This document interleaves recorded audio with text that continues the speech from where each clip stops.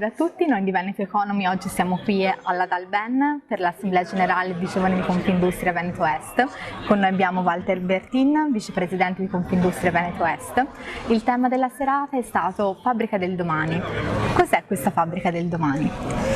Innanzitutto la Fabbrica del domani è una fabbrica sostenibile, cioè una fabbrica che tiene conto sicuramente principalmente delle persone, perché è una fabbrica fatta di persone, l'abbiamo detto e ripetuto durante tutto il convegno e l'hanno detto tutti e tutti non l'hanno mai sottinteso, l'hanno detto in maniera molto chiara, molto esplicita, ed è questo mi è piaciuto tantissimo perché, ripeto, fermo restando che ci sono tanti ragazzi che sicuramente la pensano così, però abbiamo delle aziende nel nostro territorio e con la fortuna che ho di restare in quest'ambito con questa delega della sostenibilità, io conosco tantissime aziende e tutti la pensano così, per cui secondo me la fabbrica del futuro è comunque presente, bisogna solo comunicarla e bisogna fare in modo che chi non facesse parte ancora di questo club ci entrasse.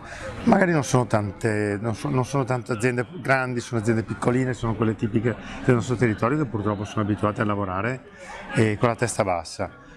Però tutte hanno un cuore, c'è l'imprenditore a cuore, ha voglia di avere le sue persone attorno e credo che insomma la fabbrica del futuro debba essere questa, quindi assolutamente una fabbrica sostenibile, una fabbrica che vuole bene alle sue persone e che poi ovviamente sta attento al proprio territorio e all'ambiente, questo lo do per scontato.